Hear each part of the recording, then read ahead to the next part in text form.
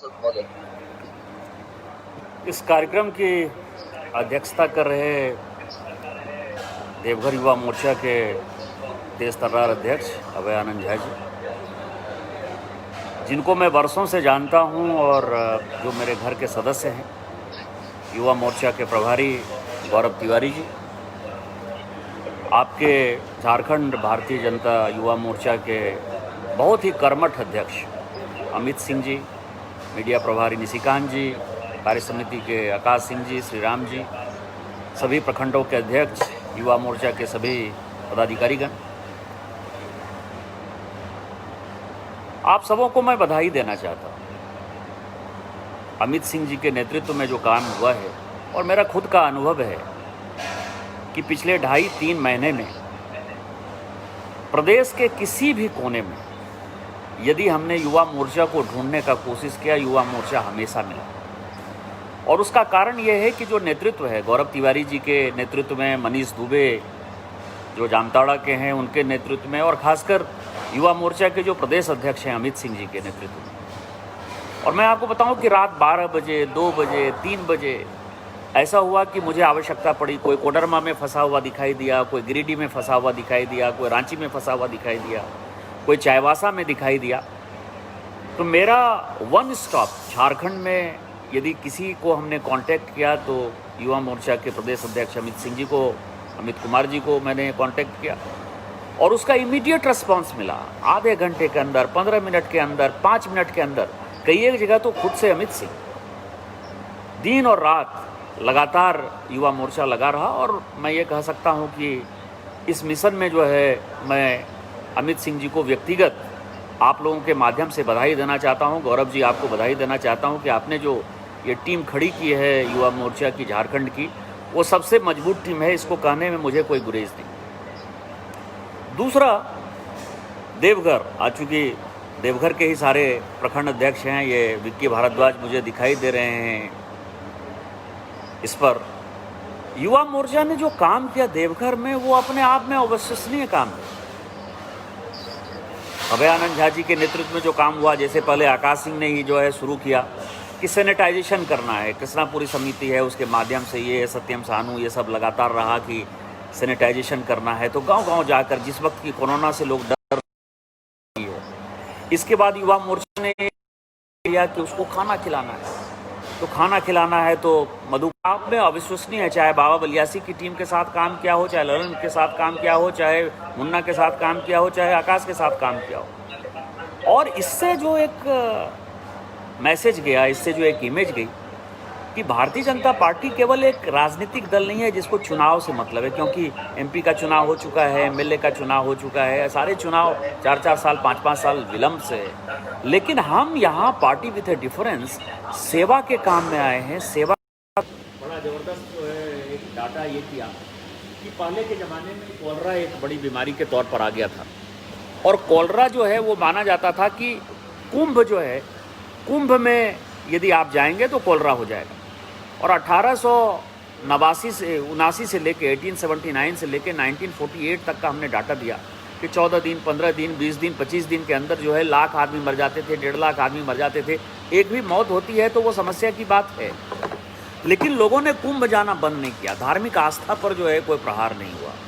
इस कारण से युवा मोर्चा का एक जो सबसे बड़ा अभी काम मुझे अमित जी और आपकी पूरी टीम और गौरव जी आपकी टीम से मुझे अपेक्षा है और करना चाहिए कि लोगों के मन में जो ये डर है कि हम बाहर निकलेंगे, सोशल डिस्टेंसिंग का मान लीजिए कि कभी कभी उल्लंघन भी हो जाए तो हम बीमार पड़ सकते हैं और हमारी मौत हो सकती है, इसको निकालने की आवश्यकता है। कोरोना एक महामारी है, कोरोना एक छुआछूत की बीमारी है, कोरोना पकड़ता है, लेकिन उसका इलाज है। वो इलाज 2 दिन, 4 दिन, 5 दिन, 7 दिन में वो ठीक हो जाता है।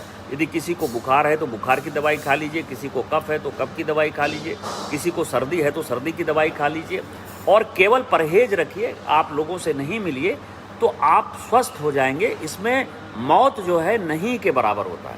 और ये युवा मोर्चा की पूरी टीम 2.5 महीने से जो काम की है, ये सबसे बड़ा उदाहरण है। आज मैं आपके माध्यम से सभी युवा मोर्चा के कार्यकर्ताओं से आग्रह करता हूं कि समाज में इन चीज़ों को फैलाएं। दूसरा सवाल यह है कि गोड्डा लोकसभा में जो अभी हम दवाई आज या कल में मेरे समझ से देवघर दवाई आ जाएगी। तो अमित जी, मेरा आग्रह ये होगा, मैंने धर्मपाल जी से भी आग्रह किया है और माननीय दीपक प्रकाश जी से भी आग्रह किया है कि आप लोग एक दिन आइए। और जो चुनाव के समय होता क्या है कि जो बूथ कमेटी है, बूथ कमेटी को हम लोग केवल चुनाव के समय याद करते हैं, और चुनाव के बाद 4 साल 5 साल बूथ कमेटी है या नहीं है, वो क्या काम कर रही है, इस तरह का कोई भी काम उसको हम नहीं देते हैं। तो ये दवाई जो 6 लाख परिवारों तक जाना है, 6 लाख परिवार मतलब 30 लाख 35 लाख जितने भी गोड्डा लोकसभा में लोग हैं, उन सबों के घर तक जाना है। तो मेरा ये आग्रह होगा कि एक बार बैठक करके उस बूथ कमेटी कर रहे हैं आपको राहुल अवस्थी सर। जी जी सर, आपका फेसबुक का स्क्रीन रोटेशन ऑफ है, तो वो फेसबुक पे लाइव कहना जा रहा है। अब ठीक है, अब ठीक है। हाँ सर। हाँ, तो मैं ये कह रहा था कि जो बूथ कमेटी है, उस बूथ कमेटी को फिर से रीएक्टिवेट करने की आवश्यकता है। और बूथ में लोग केवल वोट मांगने के लिए नहीं जा रहे हैं या वोट के लिए लोगों को नहीं बुला रहे हैं, हम उस बूथ कमेटी के माध्यम से लोगों को दवाई पहुंचा रहे हैं, दवाई का काम कर रहे हैं। ये एक बड़ा सवाल है और उसके लिए युवा मोर्चा और पूरी भारतीय जनता पार्टी से मेरा आग्रह होगा कि गोड्डा लोकसभा को एक मॉडल लोकसभा बनाएं कि हमने यहाँ एक इम्यूनिटी बूस्टर, मतलब ये कोरोना का कोई इलाज नहीं है, लेकिन उसके लिए जो इम्यूनिटी डेवलप होना है और जो भारत सरकार का आयुष मंत्रालय माननीय प्रधानमंत्री जी के नेतृत्व में जो काम कर रहा है, चाहे आयुर्वेद के तौर पर काम कर रहा है या होम्योपैथ के तौर पर काम कर रहा है, तो एर्सेनिक एल्बम 30 डॉक्टर बत्रा की दवाई आ रही है, उसको हम लोग बांटें। और वो बूथ का कार्यकर्ता यदि बांटेगा तो मुझे लगता है कि एक सेवा का जो भाव है, पार्टी विद अ डिफरेंस, उस पर हम बड़ा काम कर सकते हैं। और इसमें युवा मोर्चा की पूरी सहभागिता होनी चाहिए। और मैं अध्यक्ष जी और गौरव जी, आप लोग सबों को कहूँगा कि आप लोग आकर जो है इसको संभालिए मोर्चे को और ये सब काम करिए। मनीष साहब भी आइए।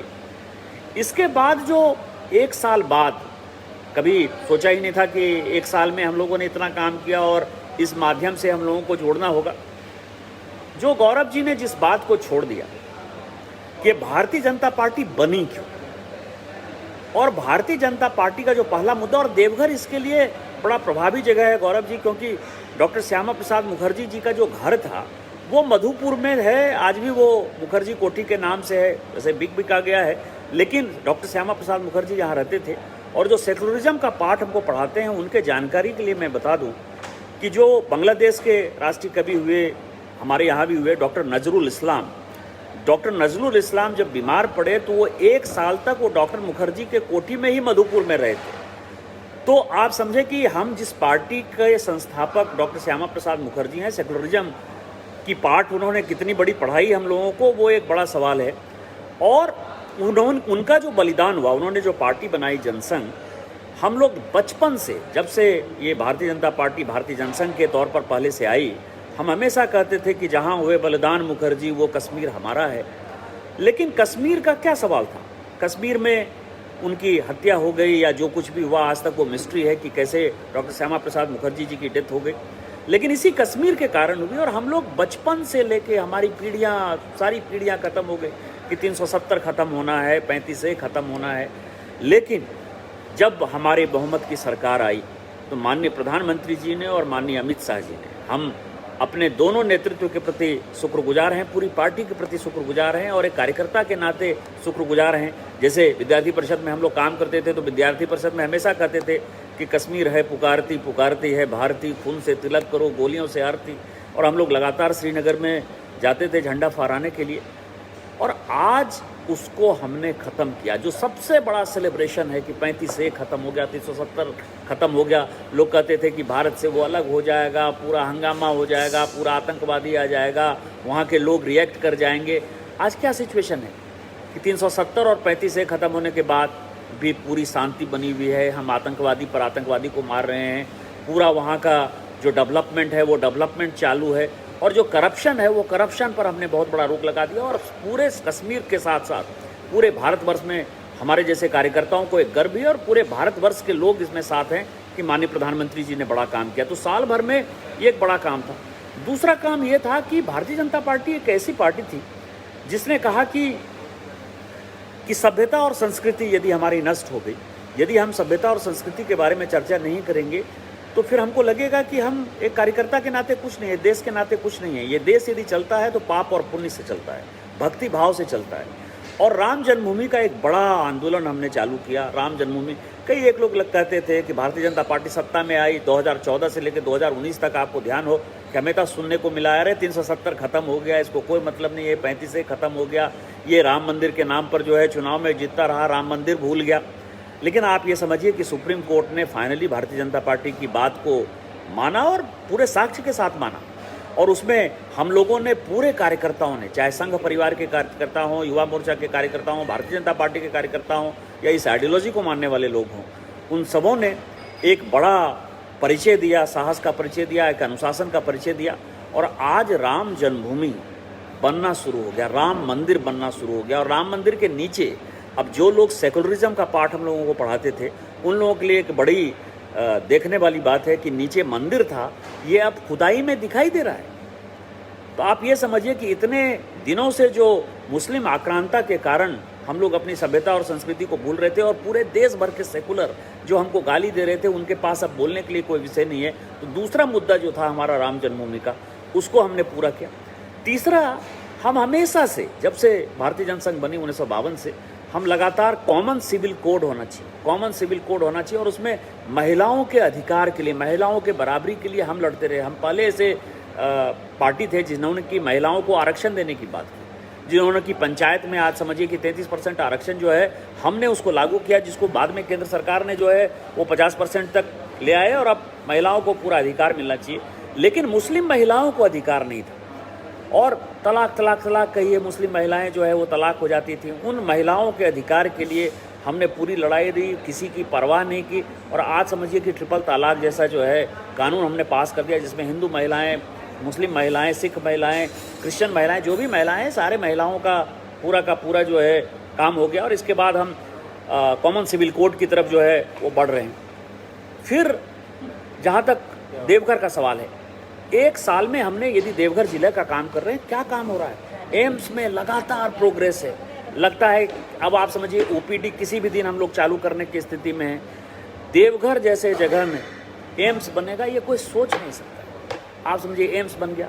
एयरपोर्ट का टारगेट हमारा सितंबर अक्टूबर का था, हो सकता है ये कोरोना के कारण जो है वो थोड़ा डिले हो गया, लेकिन ये इंटरनेशनल एयरपोर्ट बन गया। आप समझें कि रेल लाइन जो है हसदिया से मोहनपुर, कोई सोच सकता था कि सरैया हाट जुड़ जाएगा, मोहनपुर जुड़ जाएगा, गोड्डा जुड़ जाएगा, महागामा जुड़ जाएगा, ये सारा जो है ज़बरदस्त रेल लाइन हो गया। आज के ही अखबार में यदि आप देखिए, यदि हम हमेशा कहते रहे कि सांस्कृतिक राजधानी है देवघर, सांस्कृतिक राजधानी है देवघर, केंद्र सरकार ने जो है आज टैगोर कल्चरल कॉम्प्लेक्स के तौर पर हम लोगों को कितना बड़ा तोहफा दिया है। चाहे वो पेंटिंग का सवाल हो, नाटक का सवाल हो, चाहे म्यूजिक का सवाल हो, डांस का सवाल हो, उन सभी चीज़ों के लिए एक बड़ा सेंटर हो गया है। इंटरनेशनल कन्वेंशन सेंटर हम लोगों को मिल गया। केंद्र सरकार जो है अपने को बुढ़ई जलाशय योजना के लिए, देवघर में पीने के पानी की समस्या सबसे बड़ी है, उसमें सिंचाई के साधन की समस्या बहुत बड़ी है। पुनासी डैम, आपको पता है कि उसका गेट क्लोजर हो चुका है। पुनासी डैम अब तो एक बड़ा टूरिस्ट प्लेस हो गया है। इसके अलावा जो दूसरा बुढ़ई डैम है, वो बुढ़ई डैम बनने वाला है। फूड क्राफ्ट इंस्टीट्यूट, यहाँ जो होटल मैनेजमेंट है, सबसे ज़्यादा यदि झारखंड में कहीं होटल है तो वो देवघर में है, तो उसके लिए फूड क्राफ्ट इंस्टीट्यूट मुझे लगता है कि इस साल वो काम करना शुरू कर देगा। फिर यहाँ के जो प्रोडक्ट हैं, जैसे लोहार है, सोनार है, कहार है, कई एक आप समझिए कि लोहा का काम बहुत होता है, हैंडीक्राफ्ट का बहुत काम होता है। भगैया सिल्क जो है वो भागलपुरी सिल्क, वो भगैया सिल्क है। उन लोगों के लिए हम लोगों ने एक बड़ा सेंटर बनाने के लिए, आज ही आप समझिए कि सारवा तक जो है नेशनल हाईवे चकाई से कैसे हो, वो तय हो गया। 4 लेन का रोड जो है कैसे देवघर से बासुकीनाथ बने, उसके लिए टेंडर किसी भी दिन होना है। उसके लिए अलावा कांवरिया को जाने के लिए कितनी व्यवस्था होनी है। 15 फीट का जो है हम रोड छोड़ रहे हैं, जो वो पूरा का पूरा रोड जो है कांवरिया को पैदल ले जाएगा, उसमें पूरी स्ट्रीट लाइट होगी। उसके लिए आपको पता है क्यू कॉम्प्लेक्स का काम बहुत दिन से राज्य सरकार के कारण रुका पड़ा है। शायद हम उसको काम कर पाएंगे कि 40,000 लोगों के लिए जो है क्यू कॉम्प्लेक्स होगा।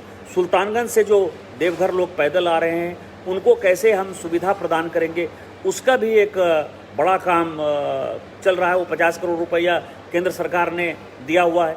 चाहे एग्रीकल्चर यूनिवर्सिटी का सवाल हो, चाहे एग्रीकल्चर कॉलेज का सवाल हो, मतलब मैं ये कह रहा हूँ कि केंद्र सरकार की कोई ऐसी योजना नहीं है जो कि इस देवघर में नहीं है और 1 साल के अंदर उसमें तेजी नहीं आई। तो चाहे विकास का काम हो, रोजगार, सॉफ्टवेयर टेक्नोलॉजी पार्क, आप समझिए कि सॉफ्टवेयर टेक्नोलॉजी पार्क, यहाँ जो बच्चे अभी आ रहे हैं या जो लोग आ रहे हैं काम करने के लिए, जो माइग्रेंट लेबर आ रहे हैं, मैंने कहा कि प्लास्टिक पार्क का काम बहुत दिन से बंद पड़ा था। प्लास्टिक पार्क भारत सरकार की कितनी बड़ी योजना है। उसी तरह से मैन्युफैक्चरिंग पार्क जो है भारत सरकार ने देवघर में दिया है। उसी तरह से लॉजिस्टिक हब मतलब यहाँ से जो उत्पादन होगा, चाहे वो कोयला हो, चाहे आयरन ओर हो, चाहे कुछ भी हो, उसके लिए हम दे पाएंगे। साहबगंज में एक बड़ा, आपको पता है, बंदरगाह बन गया। जब गंगा में हम बंदरगाह बनाने की बात करते थे, लोग हंसते थे कि गंगा में भी बंदरगाह बन सकता है। उसी तरह से गंगा से सबों को पीने का पानी कैसे मिलेगा, 3,000 साढ़े 3,000 करोड़ का प्रोजेक्ट जो है वो देवघर तक पानी कैसे आएगा, उसके लिए पूरी केंद्र सरकार फंड देने को तैयार है। मेरा ये कहना है कि विकास की अनंत गाथाएं हैं जो कि एक साल में माननीय मोदी जी ने कहा। एक तरफ हमने आइडियोलॉजी को ठीक किया है, एक तरफ आइडियोलॉजिकल कमिटमेंट जो था जिसके कारण कि भारतीय जनता पार्टी बनी, वो हमने पूरा किया। उसके अलावा यहाँ के लोग जो माइग्रेंट लेबर यहाँ आए हैं, उनको कैसे रोज़गार मिलेगा, उनको कैसे उद्योग धंधा में लगाया जाएगा, जो बेरोजगार लड़के हैं उनको कैसे लगाया जाएगा। तो इन सारे चीज़ों के लिए युवा मोर्चा और भारतीय जनता पार्टी की बहुत बड़ी आवश्यकता है। और युवा मोर्चा से मुझे बहुत अपेक्षाएं हैं। युवा मोर्चा बहुत काम करता है। युवा मोर्चा के लोगों में एक यही है इसमें कि कोई गुटबंदी नहीं है, पार्टी बंदी नहीं है। उसको लगता है कि बस आइडियोलॉजी के लिए काम करना है। और ये कारण है कि माननीय प्रधानमंत्री जी हों, अमित शाह जी हों, नड्डा जी हों, हमारे जो प्रभारी हैं, जिसके कारण कि मेरे जैसे लोग आज सांसद हैं, माननीय सौदान सिंह जी, जिनका कि हमेशा मार्गदर्शन हम लोगों को मिलता रहता है, कि उन लोगों हमेशा कि काम करते रहना है। और इस कोरोना में जो मैंने कहा, और मेरा आग्रह है गौरव तिवारी साहब और अमित जी और अभय और इन जितने भी कार्यकर्ता हैं, मनीष दुबे, सभी लोगों से आग्रह है, पार्टी पदाधिकारी निशिकांत जी, कि आप लोग एक तो सबसे पहला डर खत्म करें कि कोरोना सर्दी खांसी जुकाम है, वो एक महामारी है, पकड़ेगा तो कष्ट करेगा, लेकिन इसमें मौत नहीं हो सकती है, इलाज है। और धीरे धीरे हो सकता है कि माननीय प्रधानमंत्री जी जिस तरह से एक्टिव है कि कोरोना का वैक्सीनेशन हो जाएगा, तो ये डर खत्म कर। दूसरा, जो लोग आए हैं माइग्रेंट लेबर और जो यहाँ के लोग हैं, उनके लिए रोजगार के कैसे साधन क्रिएट करें और किसी चीज़ से घबराइए नहीं। जैसे मैंने कहा कि मंदिर खोलना है, तो मेरा ये कन्विक्शन है कि मंदिर खोलना है। कल ही मैंने, आपको पता है कि फेसबुक पोस्ट में एक किया कि 2012 में जब पुल टूट गया डढ़वा का, तो उसको 7 दिन के अंदर जब मैंने दिन रात एक करके बनाया और खोलने को डीसी तैयार नहीं थे, तो मैंने 1 करोड़ का चेक दे दिया कि ये पैसा मेरा है। इसमें युवा सबसे बड़ा है। इसलिए मेरा आपसे आग्रह है कि के साथ काम करना